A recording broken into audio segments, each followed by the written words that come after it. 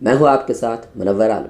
पिछले करीबन 10-15 दिन से मिनिस्ट्री मीडिया को हिंदू, मुस्लिम, मंदिर, मस्जिद और पाकिस्तान, हिंदुस्तान करने का मौका नहीं मिल रहा था। कोविड-19 आने के बाद इनकी रोजी रोटी छिन गई थी। निकम्मा, निठल्ला, बेकार बैठा हुआ था।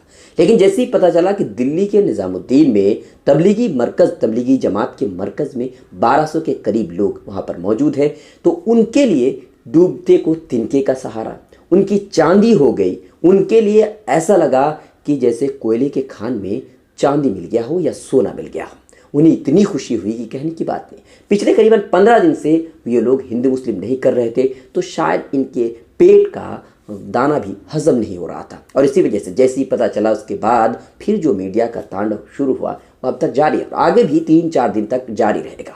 ये मुद्दा उन्हें मिल चुका है। लेकिन पिछले करीबन 10 दिन में जो कुछ हुआ वो आपने भी देखा। मिनिस्ट्री मीडिया के पास कोई मुद्दा नहीं था, हिंदू मुस्लिम करने का कोई मौका नहीं मिल रहा था, तो आपने भी देखा कि क्या प्रोग्राम करके लोगों को एंटरटेन कर रहा था। उस समय सवाल क्या कुछ करना चाहिए था। एक मजदूर अपने पैर पर प्लास्टर, टूटे पैर पर प्लास्टर लगा हुआ था, उसे खुद से काट कर वह सैकड़ों किलोमीटर पैदल चलने पर मजबूर हुआ। मिनिस्ट्री मीडिया को इस पर सवाल करने चाहिए थे। मध्य प्रदेश में सरकार बनाई जा रही थी और उस वक्त विधायक जितने भी थे वो ना तो मास्क लगाया हुआ था और न ग्लव्स। तो क्या सोशल डिस्टेंसिंग का ये लोग पालन कर रहे थे या मजाक उड़ा रहे थे? इस पर सवाल होना चाहिए था। यूपी के बरेली में मजदूरों को ज़बरदस्ती बिठा करके उन पर केमिकल का छिड़काव किया गया। मिनिस्ट्री मीडिया को इन पर सवाल करना चाहिए था, प्रशासन से सवाल करना चाहिए था। यही नहीं बल्कि जो मजदूर आनंद विहार से अपने यूपी की तरफ लौटे या अपने बिहार की तरफ लौटे, उनसे किराया डबल वसूल किया गया। सवाल इस पर भी होना चाहिए था कि भूखे प्यासे लोग अपने घरों की तरफ लौटने पर मजबूर थे, उनके पास पैसा नहीं था, इसीलिए वो पैदल चल रहे थे। लेकिन जो बसों का किराया वसूल किया गया, जो डबल से भी बहुत ज़्यादा था, तो इस पर सवाल होना चाहिए था। लॉकडाउन के बाद भी उत्तर प्रदेश के मुख्यमंत्री योगी आदित्यनाथ पूजा करने निकल पड़े, भीड़ के साथ पूजा करने निकल पड़े। इस पर सवाल होना चाहिए था। 83 डॉक्टर बिहार के अपने आप को सेल्फ क्वारंटाइन करने की बात की। वजह थी कि उनके पास ग्लव्स नहीं थे, मास्क नहीं थे, पीपीई किट नहीं था और बगैर इन चीज़ों के वो लोग कोरोना मरीज का इलाज कर रहे थे और इसी वजह से उन्हें डर पैदा हो गया कि उन्हें भी कोरोना हो गया है।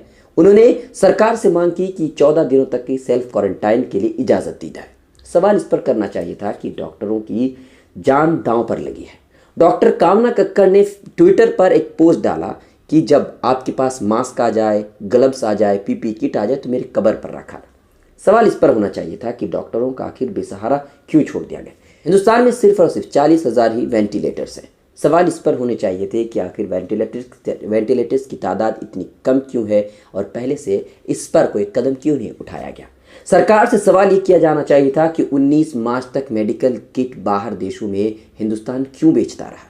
आखिर हिंदुस्तान को ज़रूरत थी और बहुत पहले ही कोरोना का हिंदुस्तान में मरीज़ पाया जा चुका था, तो इतनी देरी से सरकार क्यों कदम उठा रही थी। सवाल इस पर करना चाहिए था, लेकिन उस वक्त मिनिस्ट्री मीडिया ये कर रहा था। थोड़ा सा मैं मदद करूं? मदद करो यार प्लीज। चलिए, ये है भी साथ साथ वाला गाना। अच्छा।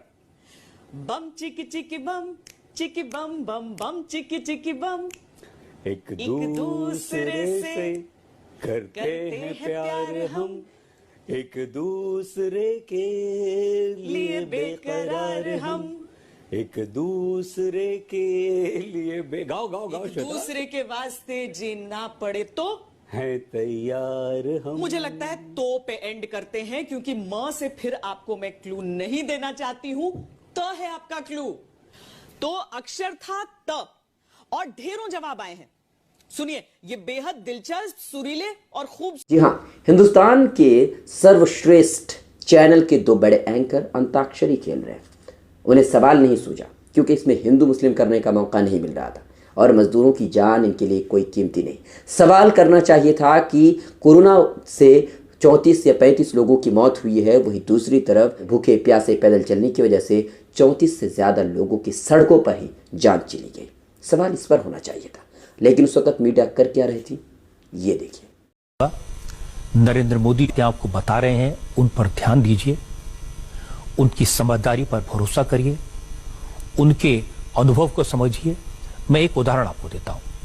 ये जो लॉकडाउन हुआ है ना, इसकी टाइमिंग देखिए, इसकी तारीखों पर जरा ध्यान दीजिए। 21 दिन लॉकआउट होगा। इन 21 दिन में 3 संडे हैं, रविवार और 3 शनिवार, यानी 6 छुट्टियों के दिन। इसके अलावा आज 25 तारीख गुड़ी पड़वा की छुट्टी होती, 2 अप्रैल को रामनवमी की छुट्टी होती, 6 मार्च को महावीर जयंती, 10 मार्च को गुड फ्राइडे और 14 अप्रैल को अंबेडकर जयंती, यानी 5 छुट्टियां। यानी लॉकडाउन के कुल 21 दिन में से 11 दिन तो छुट्टी के हैं। ये नरेंद्र मोदी की चतुराई है कि उन्होंने ऐसा वक्त चुना लॉकडाउन के लिए जिसमें लोगों को कम से कम परेशानी हो, कम से कम काम के दिनों का नुकसान हो। वैसे भी नवरात्र हैं, करोड़ों लोग उपवास रखते हैं, इसलिए लॉकडाउन की डेट्स संयोग नहीं है। प्रधानमंत्री मोदी ने बहुत सोच समझकर चुनी है।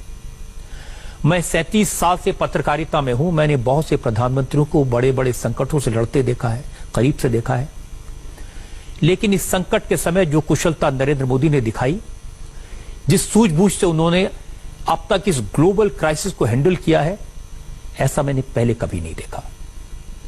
दुनिया के बड़े बड़े लीडर्स जब बेबस दिखाई दे रहे हैं, नरेंद्र मोदी ने जनता कर्फ्यू के दौरान और अब लॉकडाउन में लोगों का विश्वास हासिल करके जो किया है, इतनी बड़ी एक्सरसाइज दुनिया में कभी किसने नहीं देखी, कभी हुई नहीं।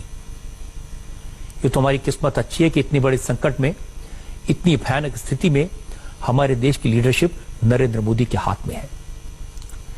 एक तरफ वो दुनिया के अलग अलग देशों में कोरोना से हो रहे युद्ध पर नजर रखे हुए हैं, उसको एनालाइज करते हैं, उससे रास्ते निकालते हैं।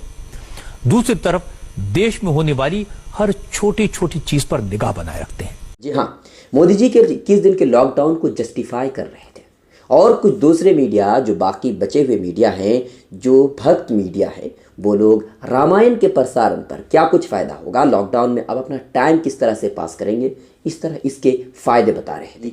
कोरोना वर्सेस मुस्लिम कर दिया जाए। हिंदुस्तान भर में जितने भी कोरोना के मरीज हैं, ये संदिग्ध पाए गए हैं या फिर जितनी की मौत हुई है, सबकी जिम्मेदारी तबलीगी जमात के मरकज से या मुसलमानों के सर पर ही थोप दिया जाए। वैसे मुसलमान एक ऐसा सर है कि जिसकी सरकार की नाकामी, सरकार की सब कुछ उनके सर पर फोड़ने के लिए ये मीडिया तैयार रहती है। आगामी कम से कम 5 दिन तक आप देखिएगा कि यही मुद्दा बहुत ही हॉट मुद्दा रहेगा। बर्निंग इशू के तौर पर इसे देखा जाएगा। हिंदुस्तान में मेडिकल किट नहीं है, स्वास्थ्य विभाग खतरे में है, बावजूद इसके इस पर सवाल ना तो मीडिया करेगी और न ही करने की बात किसी की तरफ से होगी। अब सोशल मीडिया पर भी लोग हिंदू मुस्लिम करते नजर आएंगे। लोग ये कहेंगे कि मंदिरों मस्जिदों को बंद कर दिया जाए, कुछ लोग कहेंगे कि मुल्लों को मार दिया जाए, कुछ लोग ये कहेंगे कि मुसलमानों को हिंदुस्तान में रहने का कोई हक नहीं है, और न जाने अलग अलग तरह की बात लोग कहते नजर आए। ये वही लोग होंगे जो मीडिया की इस जहर को अपना कर अपने दिमाग में भर लिए होंगे और उस जहर को फिर से उगलते नजर आएंगे। इतिहास में पहली बार ऐसा हुआ है कि ट्विटर पर मीडिया वायरस ट्रेंड कर रहा है, नंबर 1 पर ट्रेंड कर रहा है। उसकी वजह भी यही है, यानी मीडिया सच में वायरस ही है, क्योंकि ये जहर जब हिंदुस्तान के किसी भी समाज के अंदर घोल दिया जाता है तो फिर दिल्ली में दंगे भी होते हैं और फिर लोगों के दरमियान में नफरत भी पैदा होती है। आपने अभी तक हमारा चैनल सब्सक्राइब नहीं किया है तो चैनल को सब्सक्राइब कीजिए।